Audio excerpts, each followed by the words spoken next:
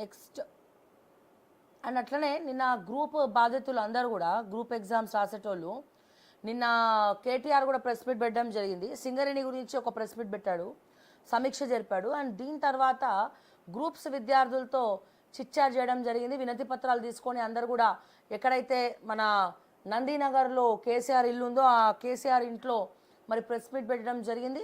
So group విద్యార్థులు నిరుద్యోగులు అందరూ కూడా కేటీఆర్కు వినతి పత్రం ఇవ్వడం జరిగింది. మరి చూద్దాం, కేటీఆర్ గతంలో ఉన్నప్పుడేమో వ్యాఖ్యలు చేసిండు, మళ్ళా ఈ గ్రూప్ విద్యార్థులు నిరుద్యోగులు అందరూ కూడా ఇప్పుడు ప్రతిపక్ష పార్టీ బీఆర్ఎస్ఏ కాబట్టి అప్పుడు అధికారంలో ఉన్నప్పుడు నిరుద్యోగులు ఇవ్వలేదు కాబట్టి ఇప్పుడు ఈ ప్రభుత్వం కూడా ఇస్తలేదు, అట్లీస్ట్ మీరన్నా ఒకసారి క్వశ్చన్ చేయండి అని చెప్పి మళ్ళా కేటీఆర్ దగ్గరికి వెళ్ళి అడగడం జరిగింది. బట్ వాళ్ళు అధికారంలో ఉన్నప్పుడు వాళ్ళు ఇస్తే కదా, వాళ్ళు కూడా ఇవ్వలేదు. సో అట్లా అని చెప్పి ఇప్పుడైనా క్వశ్చన్ చేయకుండా ఉంటారా అంటే మరి క్వశ్చన్ చేస్తున్నారు. సరే, ఒక రకమైనటువంటి మంచి విషయమే గ్రూప్ విద్యార్థులు, ఎందుకంటే ఏదైనా ఒక రాజకీయ పార్టీ సపోర్టు, ప్రతిపక్ష పార్టీ సపోర్టు ఖచ్చితంగా ఈ నిరుద్యోగులకు గ్రూప్ విద్యార్థులకు ఉండాల్సిందే. మరి దీన్ని కేటీఆర్ గాలికి వదిలేస్తాడా, మరి ఆయన నమ్మి తీసుకెళ్లి వినతి పత్రాలు ఇచ్చి ప్రెస్ మీట్ పెట్టిండు, లేకపోతే దీనికోసం పోరాటం చేస్తుందా బీఆర్ఎస్ అనేది మనం వేచి చూడాలా, మరి ఎంతవరకు ఇది వర్కౌట్ అవుతుంది అనేది. సో మొత్తానికి 18,942 మంది టీచర్లకు ప్రమోషన్లు, ఎస్జిటీల నుంచి ఎన్ఏలుగా 17,072 మంది, ముగిసిన ప్రక్రియ ఎన్ఏ నుంచి హెచ్ఎంలు 1870 మంది. సో మొత్తానికి టీచర్లకైతే ప్రమోషన్లు ఇచ్చిర్రు. కానీ ముఖ్యంగా తెలంగాణలో మ్యాథ్స్ టీచర్లు కరువైనరు. 500 పోస్టులు ఓన్లీ మ్యాథ్స్ సబ్జెక్టులోనే ఖాళీగా ఉన్నాయి. సోషల్ సబ్జెక్ట్లో ఒక 250 300 సీట్లు ఖాళీగా ఉన్నాయి టీచర్ పోస్టులు. మళ్ళీ ఇవన్నీ ఎప్పుడు భర్తీ చేస్తారు అంటే 500 మ్యాథ్స్ టీచర్లు లేరు అంటే మన తెలంగాణ దౌర్భాగ్యం. 500 మ్యాథ్స్ టీచర్ ఫ్యాకల్టీ లేకపోతే గవర్నమెంట్ స్కూళ్ళ పిల్లలకి ఏం చెప్తుండ్రు అంటే వాళ్ళే ఇంగ్లీష్, వాళ్ళే సోషల్, వాళ్ళే తెలుగు, వాళ్ళే మ్యాథ్స్, వాళ్ళే సైన్స్, వాళ్ళే పీటీ, ఇక వాళ్ళే సెక్యూరిటీ, అన్నీ వాళ్ళే కలిపి మిక్స్ కొడుతుర్రేమో, రీమిక్స్ చేస్తున్నారు. సో ఇది ప్రస్తుత తెలంగాణ పరిస్థితి. ఇప్పటికే 6,000 గత ప్రభుత్వంలో బీఆర్ఎస్ హయాంలో 6,000 స్కూళ్ళు మూతపడ్డాయి. మళ్ళీ ఇప్పుడు అవి తెరిచే ప్రక్రియ మాట్లాడుతుర్రా లేదా అనేది తెలియదు. కానీ మనకి విద్యాశాఖ మంత్రే లేడు. మరి అది అన్ఇంపార్టెంట్, అసలు విద్యాశాఖ అనేది అవసరమే లేదు అనుకుంటా ఏమో మా రేవంత్ రెడ్డి అన్న. సో అదైతే ప్రస్తుతానికి లేదు. కాబట్టి మరి నెక్స్ట్ ఏం జరగబోతోంది, మరి విద్యాశాఖ మంత్రి చదువుకున్న వాళ్ళకి ఇస్తారా, మరి వచ్చిన తర్వాత మరి ఏం ప్రక్షాళన చేయబోతున్నారు, మన తెలంగాణలో స్కూల్స్ పరిస్థితి ఏంది, గురుకులాల పరిస్థితి ఏంది. ఇప్పటికే గురుకులాలకు సంబంధించినటువంటి ఎగ్జామ్స్ రాసిన వాళ్ళందరూ కూడా రోడ్లకు ఎక్కిర్రు. మొన్ననే రేవంత్ రెడ్డి లేకపోయినా సరే ఆయన ఇంటిని ముట్టడించడం జరిగింది. మరి ఇటువంటి పరిస్థితి ఎందుకు వచ్చింది, ఎవరి వల్ల వచ్చింది, మన అడ్మినిస్ట్రేషన్ మరి స్కూల్స్ ఓపెన్ అయ్యి కూడా చాలా రోజులు అవుతుంది, 12వ తారీఖు నుంచి స్కూల్స్ ఓపెన్ అయినాయి. మరి ఇప్పటి వరకు గవర్నమెంట్ తరపున విద్యాశాఖ తరపున కావచ్చు మరి గవర్నమెంట్లో తీసుకున్నటువంటి డెసిషన్స్ ఏంది, మార్పులు చేర్పులు ఏంది ఎవరికైనా మనం తెలుసా. పోనీ అట్లీస్ట్ ప్రైవేట్ స్కూల్స్ కావచ్చు లేదా వాట్ ఎవర్ ఇట్ ఈస్, ఏదైనా స్కూల్స్ కావచ్చు, ఇంటర్ కాలేజెస్ కావచ్చు, ఫీజులని అదుపులో పెట్టాలని చెప్పి ఫీజు నియంత్రణ చట్టం తీసుకొచ్చిరా, జీవో ఏమైనా తీసుకొచ్చిందా, అడ్డగోలుగా ఫీజులు వేసుకుంటా పోతా ఉన్నారు. సో మరి దీన్ని కూడా ఎవడు పట్టించుకునే నాదుడు లేడనమాట మన తెలంగాణలో.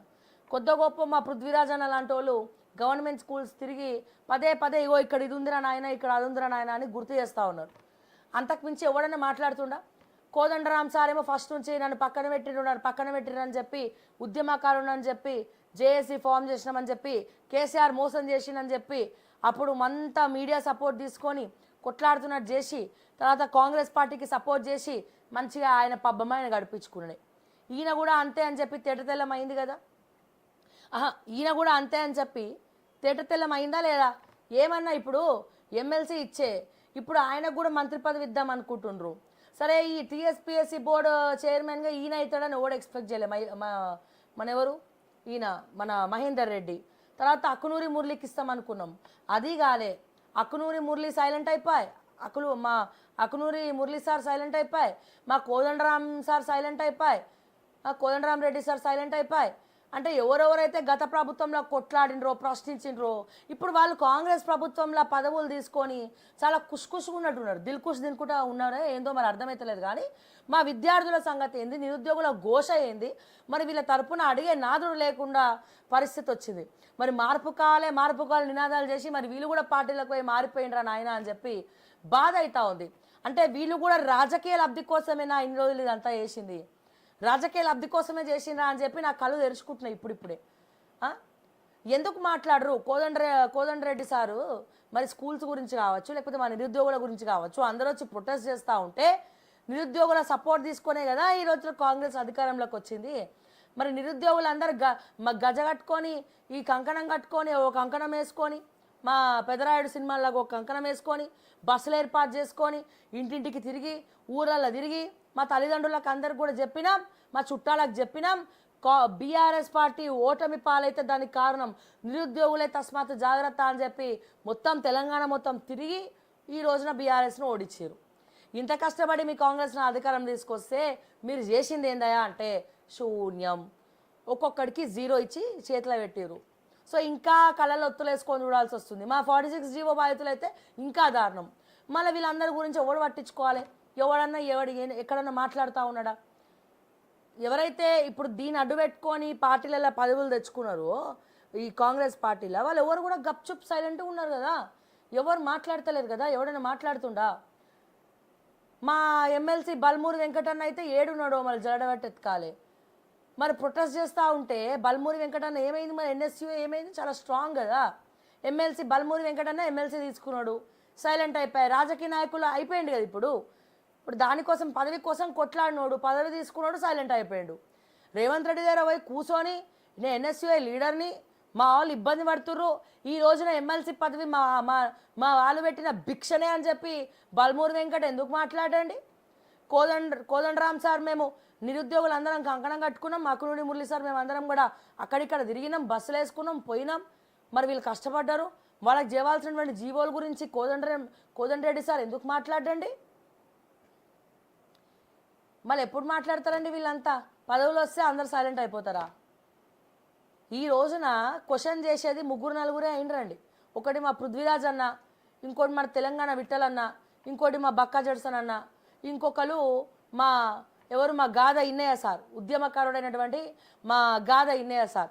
వీళ్ళు తప్ప కాంగ్రెస్ పార్టీలో ఇవి జరుగుతుందిరా నాయనా అని చెప్పి మాట్లాడే నాదుడే లేడు.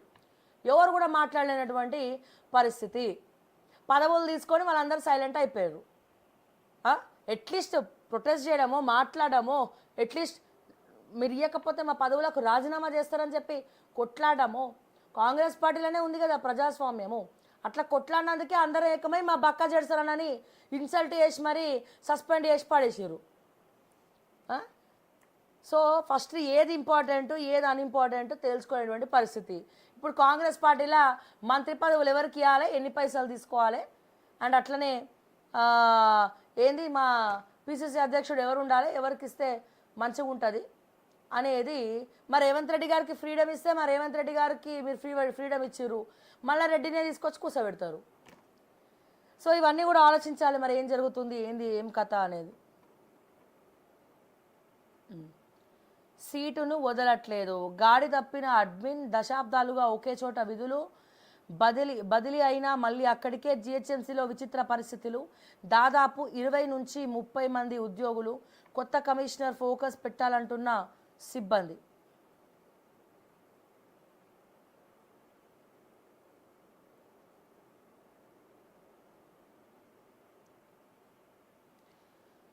దాదాపు 20 నుంచి 30 మంది ఉద్యోగులు, కొత్త కమిషనర్ ఫోకస్ పెట్టాలంటున్న సిబ్బంది. వాళ్ళు కొత్త కమిషనర్ ఎవరు? కొత్తగా వచ్చారు కదా.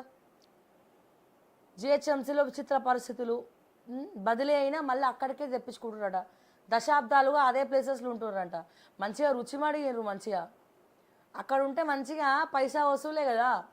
ఇక మిగతా ప్లేసెస్కి పోతే మళ్ళీ ఇంతగానం రుచి వస్తుందో లేదో. మళ్ళీ ఇక్కడ ఉంటేనే మంచిగా అన్ని సౌకర్యాలు ఉంటాయని చెప్పి ఇక వాళ్ళు వదులుతలేరు. మరి వాళ్ళ సంగతి ఏందో చూడండి మన అమరపాల్ గారు. Bhujanga Rao Tirupathanna bail petition dismiss, Nampally court తీర్పు, ఫోన్ ట్యాపింగ్ నిందితులకు చుక్కెదురు.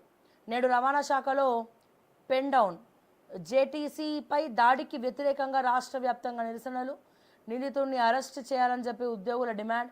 ఛాంబర్లో రమేష్పై దాడి హేయమైన చర్య అని కమెంట్. సో రాష్ట్ర వ్యాప్తంగా మరి